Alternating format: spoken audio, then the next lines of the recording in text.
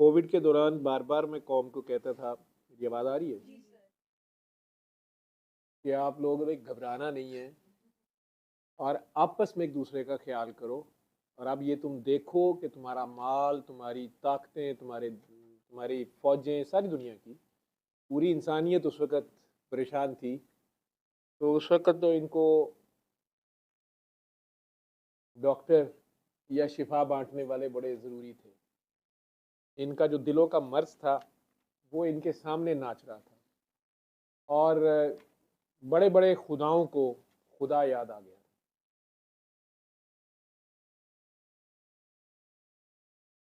अल्लाह का लाख लाख शुक्र और करम है कि उसने मेरे मुल्क को, ये उसका करम था कि उसने इस खित्ते के लोगों को यहाँ से नई सुबह तुलो होने के है। बहरहाल ये ज़र्फ दिया कि उन 2 सालों में आखिरकार बाकी दुनिया के मुकाबले में रब की किताबों में आप सुरखरू ही निकले थे। उसकी बड़ी वजह आपका एक दूसरे का ख्याल था। शुरू में आप नफसा नफसी का भी शिकार हुए। शुरू में खौफ था, एक दूसरे का जनाजा तक पढ़ने पे तैयार नहीं थे, बल्कि खूनी अजीज रिश्तेदार, बाप हॉस्पिटल में मर गया, हम फ़ोन कर रहे हैं, घर वाले लेने नहीं आते थे। या घर वाले कहते थे कि हमारे बाकी बच्चे छोटे छोटे हैं, इसको इधर ही रखें, हम बच जाए, बच्चे बच जाए। बहुत खौफ था, हर तबके में था। लेकिन उस सारे में से फाइनल कंक्लूजन में जो निकले, अल्लाह करीम, पूरी दुनिया पे तो ये जनवरी फरवरी से शुरू होकर मार्च तक पीक पकड़ गया था 2020 के। पाकिस्तान की मई के मिड से जून के मिड तक बहुत सख्त बारी थी। मई सारा ही और अप्रैल से शुरू हुआ था। तो इन बच्चों की मैंने हेल्प ली थी, हारिस की और जे अली की। और मुझे याद है कि मैं सुनसान सड़कों पे गाड़ी चलाता, इन्हें ढूंढता ढांढता, एक छोटे से तय खाना नुमा खोली थी जिसमें ये सीढ़ियों के नीचे एक स्टूडियो बना के बैठे हुए थे। और ये 3-4 मोहसिन भी वहीं मिला था, और भी इनके दोस्त यार थे। और मैं हैरान हुआ कि यार तुम लोग चाहे मास्क लगाए नहीं, वो उतनी सी जगह पे ये इकट्ठे घुसे हुए थे। और मेरे से शर्मिंदा हो जा रहे थे कि मुझे बैठाएं कहाँ, या मैं किधर आ गया हूँ या कुछ। तो मैंने इन्हें कहा एक गाना बनाना है, क्योंकि मैं सूरह रहमान का मैसेज देता हूँ या दुआ, तो बार बार गोरा या जो भी लोग हैं एंटी फोर्सेस, वो कभी फेसबुक का मेरा लाइव बंद कर देते हैं, 30 दिन का 60 दिन का बैन लगा देते हैं कि फॉल्स रेमेडी दे रहा है, फॉल्स बता रहा है। और कभी यूट्यूब का। मैंने किसी तरह मैसेज देना है तो एक गाना बनाओ। और जे ने मुझे कहा जी हो जाएगा। मैंने इन्हें कहा कि अली ज़ारियून से लिखवा लो। मेरे दिल में आया ना, अली से कभी मैं मिला नहीं हुआ था ज़ारियून से, लेकिन उन्होंने उन्हें भी पकड़ लिया, उन्होंने लिख भी दिया, रस्म दुआ ना भूलना। और उसमें हमने बाबा जी का अल्लाह अल्लाह अल्लाह वाला क्लिप भी डाला।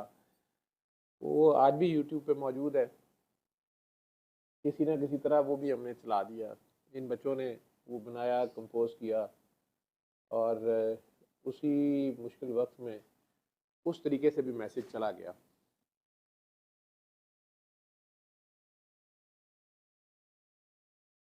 फिर ज़रा दिन बाहर के आए तो गिद्ध चूँकि पहले ही चोट खाए हुए थे, उन्होंने दूसरा हमला किया नए रूप में। हमारे अपने ही भाई बंद की गलती खा गए। इससे पहले जो करता धरता था उसको 2 बार मैसेज दिया गया, बड़ों का मैसेज दिया गया कि ये काम ना करना। उमार खा गया, नहीं समझा। और मैं गवाह हूँ कि उसको दूसरा मैसेज दिया गया कि मौत तक जलील होने के ये अब तैयार हो जाओ। वो उसने जो करना था कर गुजरा। आज वो पछताता है, लेकिन वक्त वापस नहीं आता। आज जो करता धरता है अपनी कौम को मैं कहना चाहता हूँ, मैं कोई लीडर नहीं हूँ, मेरा कोई मकसद है। एक पागल है, एक दीवाना है, तो आप लोगों को कहता है कि वो मुश्किल वक्त याद रखना है, कोरोना वाला मत भूलो उसको। शुक्रगुजारी से अपने रब के उस वक्त को याद करो कि तुम लोग सुरखरू निकले थे। जिस तरह पूरी दुनिया में मौतें हुई, उस तरह यहाँ नहीं मौत का राज हुआ। जिस तरह दुनिया की इकोनॉमी कोलैप्स हुई, वहाँ यहाँ कम अज़ कम भूख ने राज नहीं किया। और उसकी वजह ये थी कि हम सब में अंदर से इस्लाम जागा था, और हमने अपने करीबी अजीज़ रिश्तेदार, थोड़े बहुत जानने वाले, उन सब की हेल्प हर एक ने मकदूर भर की थी। चैरिटी या अमदाद, जिस तरीके से भी, मेरा रब जानता है कि लोग ऐसे भी निकले थे जो आम लोगों को पता भी नहीं है, लेकिन बहरहाल अल्लाह ने उनसे ये काम लिया कि भूखों को, मज़दूरों को, जिनकी रोज़ाना की दिहाड़ीदार मज़दूर जो थे, जिनकी दिहाड़ी बंद थी, उन सब के घरों में फाकों की वो नौबत नहीं आई।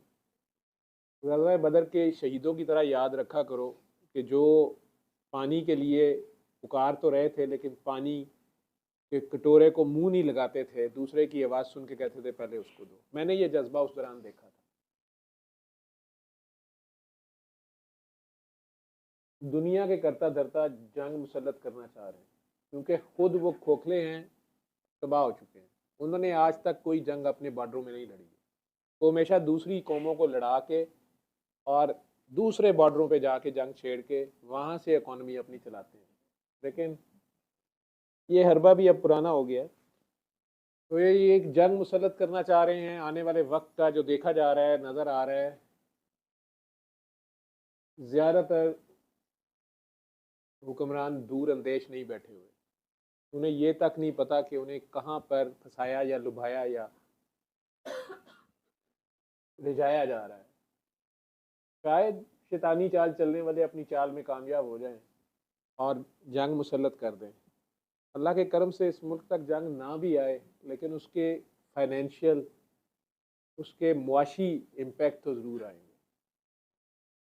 अगर मिडल ईस्ट में, जहाँ आधे से ज़्यादा पाकिस्तानी मेहनत कश गया हुआ है, वो वक्त याद करें जब इराक के ऊपर जंग मुसल्लत की गई थी, जब कुवैत के ऊपर अटैक इराक का सो कॉल्ड कराया गया था, वहाँ से जो लोग भागे थे, बड़े बड़े कारोबार, अपने आप को संभालो अभी से। तो यहाँ जो लोग बैठे हुए हो, कोशिश करना उस वक्त की, क्योंकि ये कौमें ऐसे करती हैं, जो शैतानी पार्टियाँ होती हैं, वो ये भी करती हैं कि जो आपको जगाने वाला होता है उसको पहले मारते हैं। कोई पता नहीं कौन कब कहाँ बिछड़ जाए। मेरा मैसेज याद रखना, अपना अल्लाह ना छोड़ना, ये ना भूलना कि तुम्हारा अल्लाह तुम्हारे साथ है। और बदर के शहीदों की तरह अगर एक लुकमा खुद ले लोगे, तो अपने मुंह में दूसरा लुकमा डालने से पहले किसी भूखे के मुंह में वो दूसरा लुकमा ज़रूर डाल लेना। यूं होके रहोगे कसम परसी पे मुश्किल वक्त में, अल्लाह की खातिर याद रखना, इसका अजर अल्लाह इतना देता है। सब्र से, अगर हिरस से नहीं, सब्र से, नफसा नफसी में नहीं जाओगे, एक दूसरे का ख्याल करोगे। कहानी आपने पढ़ी हुई है, वो कहानी नहीं है, वो हक और सच है कि बदर के शहीदों को या उहद के शहीदों को, ज़ख्मियों को कोई पानी पिलाना चाह रहा है, जंग ख़त्म हो गई है, एक के पास लेके जा रहा है, पास से आवाज़ आ रही है पानी, तो कहते नहीं पहले उसको पिलाओ। तो भाग के उस तक जाता है तो तीसरी आवाज़ आती है पानी, तो कहते नहीं उसको पिलाओ। तो इस तरह पता नहीं कोई भी नहीं पीता, और आखिरी तक पहुंचता है तो वो शहीद हो गया होता है। वो वापस उससे पिछले के पास आता है, वो शहीद हो गया, कटोरा वहीं का वहीं रह जाता है। सारे एक दूसरे के लिए कुर्बानी उस वक़्त भी दे रहे होते हैं। नहीं तो शहीद जो हो रहा है, जो जंग में उस ज़माने में तलवार की काट से जिसका बाजू टांग खून निकल चुका है, सबसे ज़्यादा तो प्यास की तलब होती है, पानी की तलब। ब्रेन ये काम कर रहा होता है, प्रेशर नीचे गया है, वॉल्यूम लॉस हो गया है, बंदा पागलों की तरह वो पानी पीने की कोशिश करता है, और उस हाल में भी उसे किसी साथी की आवाज़ आती है पानी, किसी किसी ज़रूरतमंद की आवाज़ आती है, वो अपनी ज़रूरत को तज के उस तक पानी पहुँचाने की कोशिश करता है। ये सखियों की निशानी होती है। और मेरे रब को ये फ़ेल बहुत पसंद होता है। आप सखी ना बन सकेंगे मौला हसन की तरह, तो गनी बन जाना। अपनी ज़रूरत से ज़्यादा का जो हो उसको बाँट लेना, उसको शेयर करना। उसमें इस चक्कर में ना पड़ना कि हमें हकदार का पता नहीं चलता। कैसे पता चले जी ये झूठा है या सच्चा है? आप अपने करीबियों का ध्यान करें। हर बंदा अपने करीबियों का अगर ध्यान कर लेगा, जिनको वो जानता है, आपस में काफ़ी हद तक अंदाज़ा होता है, सफ़ेद पोशी का अंदाज़ा होता है। आप में काफ़ी बरा बैठी हुई है, इसने रमज़ान से पहले से किसी की जुराबें फटी हुई देख ली, और इसने आज तक मुझे कितनी बार तंग किया है इस बात पे, या मैसेजेस इसके आते हैं या कि मैं कैसे उसकी हेल्प करूं, मैं कैसे, वो बंदा या बंदी वो माइंड ना कर जाए, मैं क्या करूं, मैं क्या ना करूं।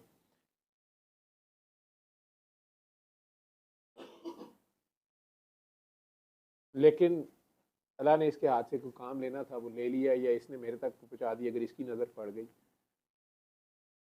नज़र एमी नहीं पड़ती होती, बाई चांस नहीं होता, वो रब ही डलवाता है। एक तो उसका मकसद ये होता है कि अपने आप को देखो कि तुम्हारे पास तो कितने जोड़े हैं, तुम तो आगे से कई डिस्कार्ड कर रहे हो, कई तुम्हारे मैचिंग नहीं है, कई मौसम के मुताबिक नहीं है, कई तुम्हें वैसे ही पसंद नहीं है, कई तुम्हारी ब्रांड नहीं है, कई ये जो तुम्हें जिसने दिया था वो बंदा नहीं पसंद, उसका ही देना, उससे लड़ाई हो गई है, और किसी के पास एक ही है और वही पहन के फिर रहा है, उसने अपना भरम रखा हुआ है, तो कहीं बेध्यानी में वो जूते उतार बैठा है, कहीं चौकड़ी मार के बैठा है, आपकी नज़र पट गई है कि यार ये बंदा जिसको मैं समझ रही हूँ या समझ रहा था कि बड़ा ठीक ही है, तो हालात इसकी ये है। वो एहसास उन दिनों में ज़्यादा हो जाता है। ये काम सफ़ेद पोश जो होता है उसने तो अपना भरम रखना होता है, लेकिन अगर आप खुदा न खास्ता ऐसे मुश्किल वक्त आता है तो एक तो अपनी सफ़ों में इत्तेहाद रखिए। आज जो करता धरता हैं, कमांडर इन चीफ सदर पाकिस्तान से लेके मज़दूर पाकिस्तान का, जर्नैल से लेके करनैल तक, या हवालदार तक, या सिपाही तक, जज से लेके वकील तक, कैदियों से लेके आज़ादों तक, मुजरमों से लेके मुलजिमों तक, खतीबों से लेके मुफ्तियों तक, शायरों से लेके अदीबों तक, आप सबको मेरा ये पैगाम है कि उस अल्लाह के आगे पेश हो जाए। आज से ही पेश हो,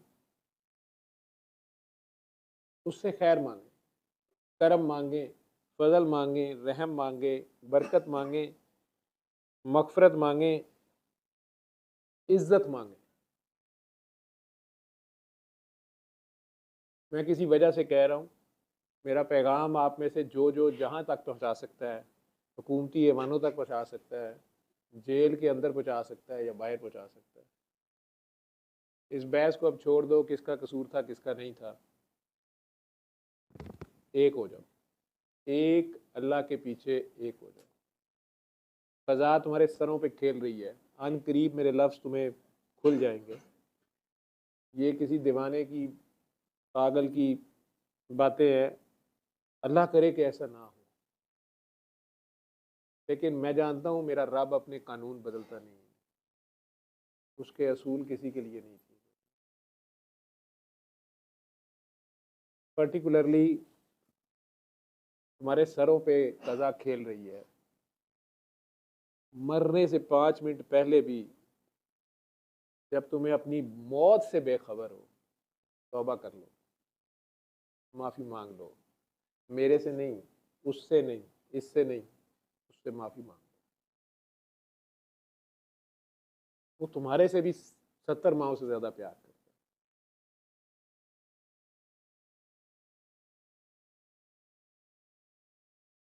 उसके आगे पेश होके सूरह रहमान को सुनो, उसको पुकारो, टूट के पुकारो, अपने दिल में जितने प्यार से 3 बार उसको पुकार सकते हो पुकारो। वो जवाब देता है, फौरी देता है, सेकंड के 1000वें हिस्से में देता है। तारीख पलट रही है, नया सूरज तलू हो रहा है। लाजिम नहीं है कि तुम्हारा शुमार बदबख्तों में रहे। आखिर को तुम इसी धरती के सपूत हो, इसी उम्मत के फ़र्द हो, अपनी अपनी अकल समझ के मुताबिक उसी अल्लाह और रसूल को मानने वाले हो। ज़माना चाल क़यामत की चल गया है। उसने तुम्हारा सबसे बड़ा जो दौलत लूटी है वो तुम्हारा ईमान है। अभी भी उसी रब के आगे पेश हो जाओ। इसको सुनो। तुम लोगों के पास वक्त नहीं है, 3 बार नहीं सुन सकते तो 1 बार सुनो।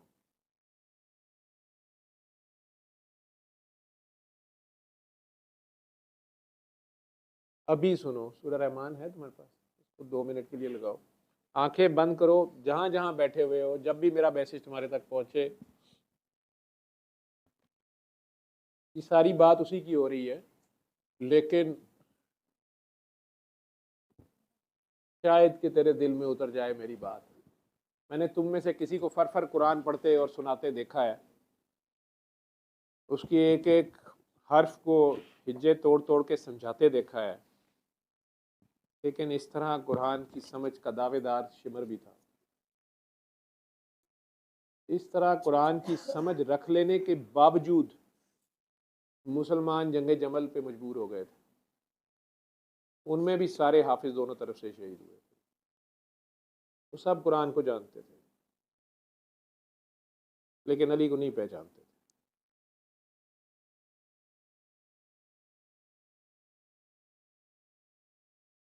बदगुमानी, बदजनी,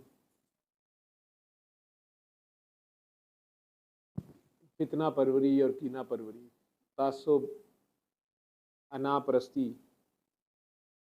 ये सब बुत हैं। उस अल्लाह के आगे खुद को ज़ीरो कर दो, पेश हो।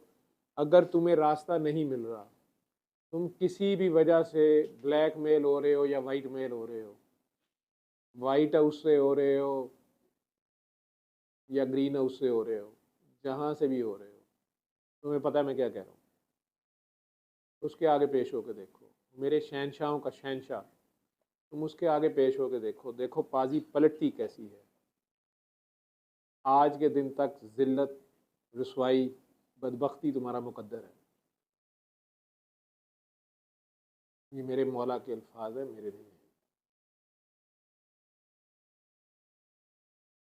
पेश हो जाओ, खुद को ज़ीरो करो, हथियार डालो, लेकिन उसके आगे डालो।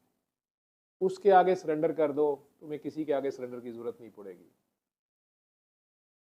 आंखें बंद करो, अपने गुनाहों पे फ़ख्र करके, जो भी तुम्हारी आज तक की करतूत है, पूरी कौम की तरफ से उस अल्लाह के आगे पेश हो जाओ।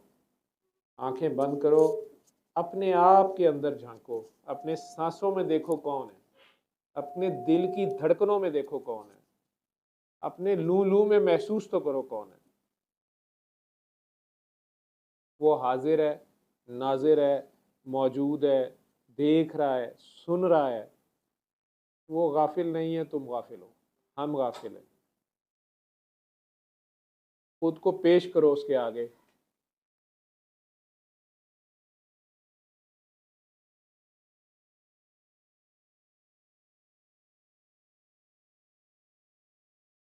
पेश हो जाओ। कज़ा तुम्हारे सिरों पे खेल रही है।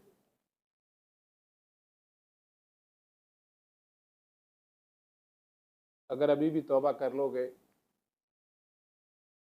होनी तो कोई रोक नहीं सकता, लेकिन शहादत पा जाओगे। उसके होने की गवाही दो अपने अमल के साथ। खुद को करो उसके आगे पेश, जो तुम्हें नजर नहीं आता, लेकिन उसे सब नजर आता है।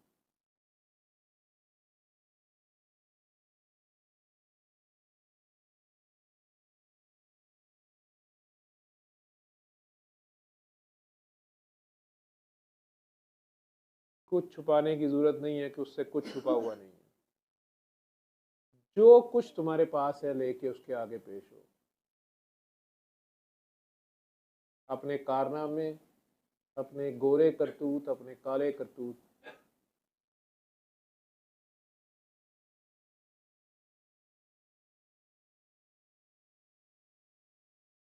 ये वक्त के फ़िरौनों के लिए दुआ है, कभी दर तौबा बंद नहीं हुआ।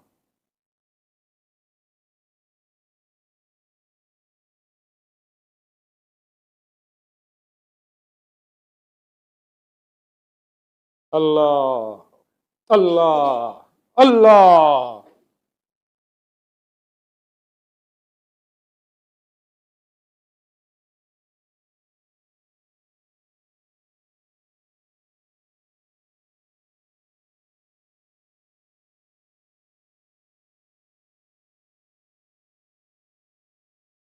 सल्ले अला सल्ले अला सल्ले अला सल्ले अला सल्ले अला शफीना